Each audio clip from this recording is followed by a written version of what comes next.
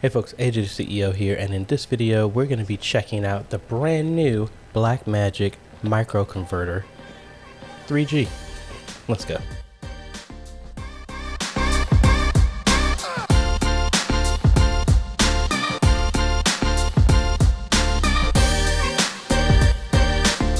Hey folks, AJ the CEO here. If this is your first time stopping by the channel, thanks for stopping by. And on this channel we focus on tips, training, strategies, reviews, and builds to help modernize your media ministry. So if you're new here, consider subscribing, and if you like what we're doing here, consider becoming a patron or a YouTube member by clicking one of the links below.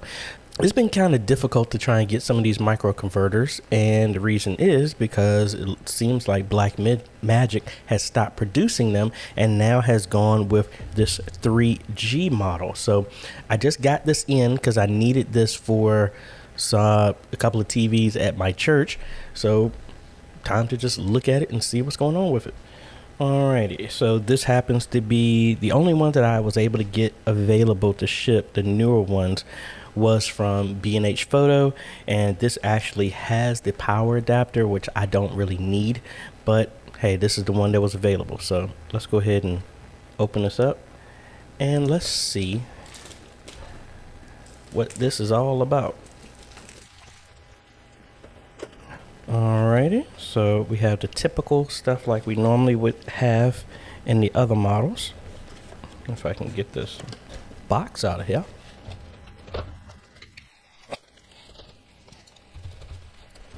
Forget it.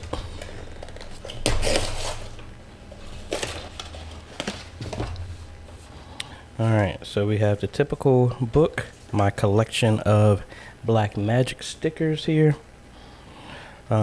Resolve 16, which is free, which is actually now at Resolve 17, but that is in beta. Alright, let's see. Typical plug with our universal plugs, but this is the difference. It is now USB-C. So that's cool. Same device as usual, but we have the 3G marking on here.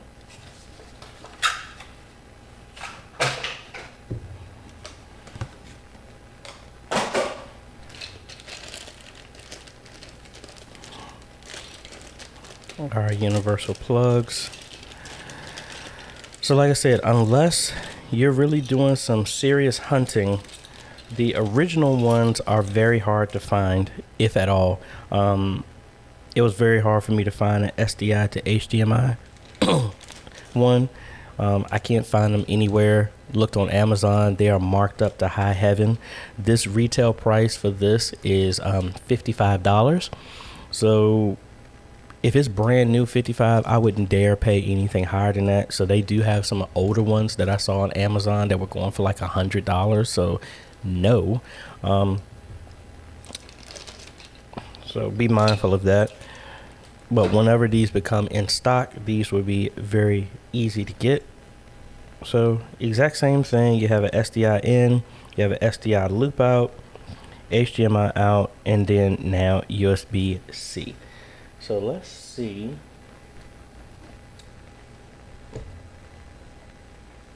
if they have changed anything on this. Have my USB-C here for my computer. Alright, so we're getting power. This is normally how I would do this, so I need to change the, I guess, I'm glad I actually am going to use this now because I completely forgot it is USB-C.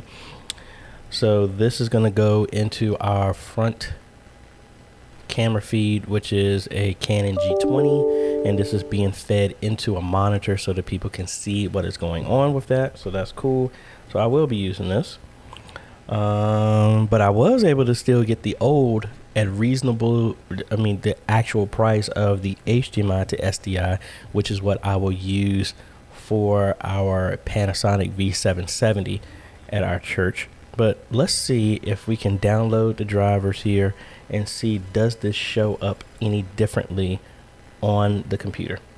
All right, so what I had to do off camera, because I didn't record when I did this. I had to download the most up-to-date version of the converter software. I had a version 7.3.2, but it wasn't detecting this new converter. So I downloaded 7.5 from BlackMagic Design's website under support.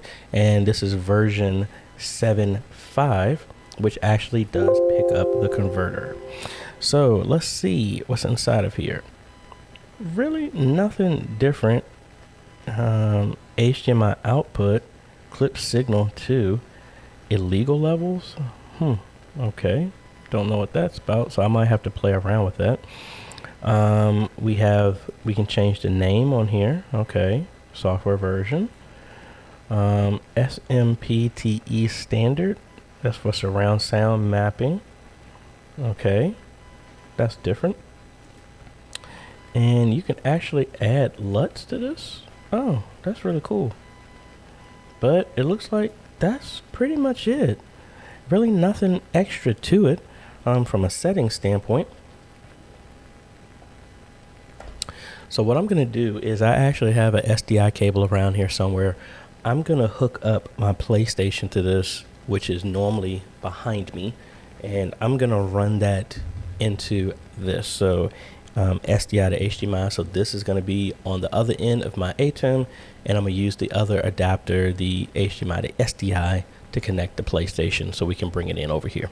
All right, so we got our stuff set up. I have my PlayStation disconnected. It is running through the converter that you see on the floor, which is a HDMI to SDI, and you see that black cable coming up, and then it is going over into here, and it is running into input number 2. So if we switch over to that, boom, there we go. Now I did have a little issue with this. This is because I had to turn off the HDCP on the PlayStation for the image to show up this way. This was a known issue with the original BlackMagic devices, like the capture devices. You couldn't hook your PlayStation or your Xbox directly to it. You had to turn off the HDCP or put something in place that strips that off. This would be the same issue if you tried to connect one of these like to a Fire Stick or a Roku. It would, if it has that HDCP encryption on it, this will not work with it. That's not an issue with the ATEM Mini, but anyway, we'll stick to this. So as you can see, everything is coming through fine. I was seeing what stuff I had downloaded. I was playing through some Tomb Raider. Hadn't played in quite a while, but like I said, works perfectly fine. And for my scenario, I wouldn't necessarily need to do this for in my setup. I mean, honestly, I probably would if I was still gaming and stuff like this. Instead of me having a long cable, what I really would do is have one of these connected to this and then have a splitter, so that way I can go to my TV if I wanted to, but then it could still route in. But anyway, like I said, that is a real world example. I mean, I can hook up my camera to this, my camcorder, and it will work the exact same way. But I mean, I got the other end all the way back here behind me. But as you can see, works perfectly fine. So yeah, really happy with that. And then that should take care of the issue that I need with the video distribution inside the church. So pretty much going forward, the original ones are not available anymore, so only the 3Gs.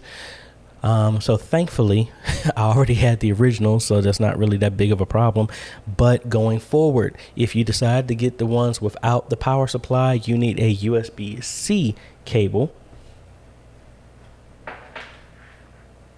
So something like this, to hook it up to the USB port on the back of your computer. I mean, not computer, your TV, if you're using it for that, because that's what I normally do. So that's it. There will be a link in the description to these, to the places I know where they are available.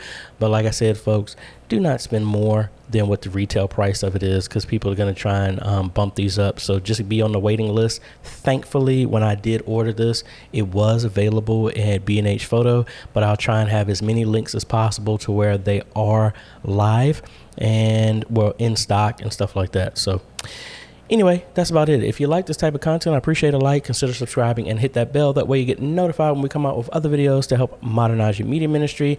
And thanks for watching, folks. We will see you on the next video. Later.